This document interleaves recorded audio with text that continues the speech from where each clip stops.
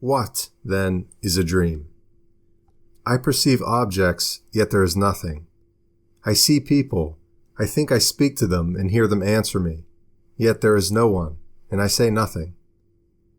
Everything happens as if it were real things and real people, but upon awakening, I find that everything has vanished. How does this come about? To begin with, is it really true that there is nothing in the dream? In other words, is there not some perceptible matter that we can see or hear, feel, etc., while we are asleep, as well as when we're awake? Close your eyes and consider carefully what occurs on the field of vision. The point that I wish to make here is that constitutes the raw material, the stuff that we use in shaping our dreams. This would mean that our perception really has at its disposal during sleep a sort of visual dust, and that this dust is the source of our dreams. Even more important than tactile sensations proper are the sensations related to what has sometimes been called the internal senses. These deep-seated sensations emanate from every organ, and especially from the viscera. One would hardly suspect that these internal sensations could become so acute during sleep.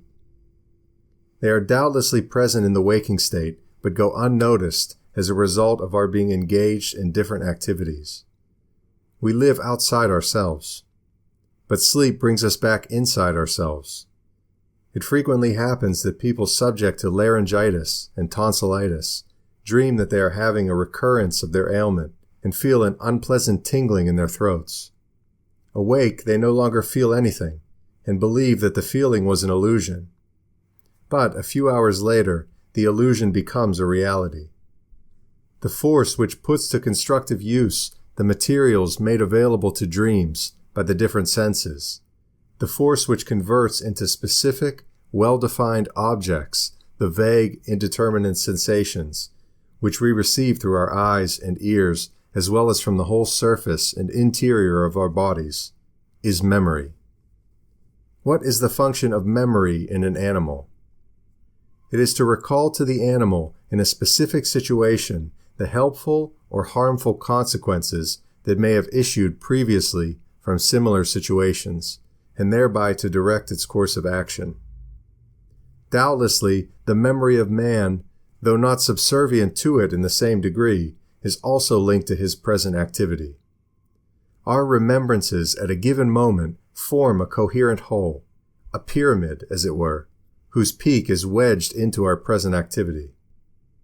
Behind the remembrances associated with our employment and revealed through it, however, are others, thousands of others, stored away in the depths of the memory, down beneath the stage lighted by consciousness.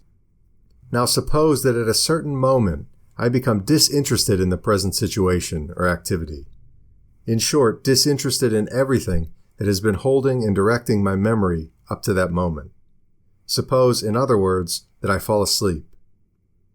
Then, sensing that I have just removed the obstacle, lifted the trap door that has been keeping them in the substratum of my consciousness, the remembrances spring forth. They leap up, bestir themselves, and, altogether, they rush toward the door that has just been opened slightly. They would all like to pass through it. They cannot, however, for there are too many of them. From the multitude called, which ones will be chosen? The outcome is not hard to predict. Earlier, while I was awake, the remembrances that managed to break through were those related in some way to the present situation, to what I could see and hear around me. Now the images that crowd my field of vision are more vague, the sounds that strike my ears more turbid, the tactile sensations that come to me from all over my body more indistinct, but the sensations that issue from the innermost parts of my system are more numerous. Among the phantom remembrances that aspire to fill themselves with color and sound, with substance, in short, the only ones to succeed will be those that can assimilate the colors that we glimpse, the external and internal noises that we hear, etc., and correspond in addition to the affective tone of our general sensibility, When this union between memory and sensation is affected, we have a dream. Something more than theories is required. We must come directly into contact with the facts itself. My waking self, which had just reappeared, had to turn around toward the self in my dreams, which was still there, and for a few instants at least, hold on to it. Keep it from getting away. I have caught you in the act. You thought you heard an audience shouting, but it was really only a dog barking. You are going to tell me what you are doing. To that, the self in my dream replied, I wasn't doing anything. And that is precisely how you and I differ from one another. You suppose that you don't have to do anything at all to hear a dog bark and know that it is a dog barking. That is a big mistake. Without realizing it, you put forth a considerable effort. Good sense is tiresome. Well, I repeat, I differ from you for the very reason that I do nothing. I simply refuse to make the effort that you are forever making. Instead of becoming attached to life, I become detached from it.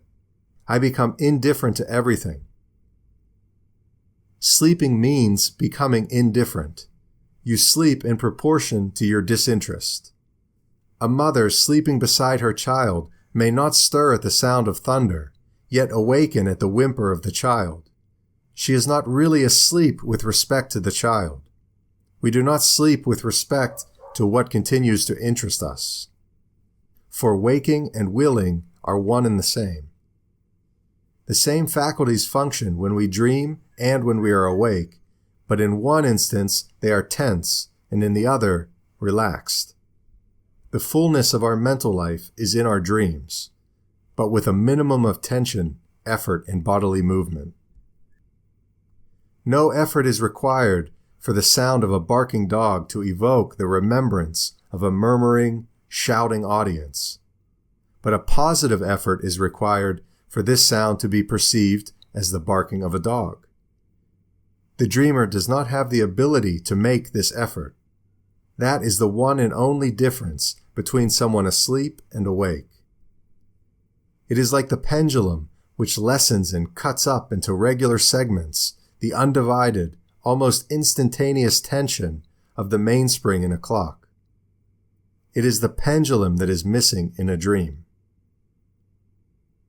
In short, the events that are most likely to reappear in dreams are those to which we are least attentive in our thinking.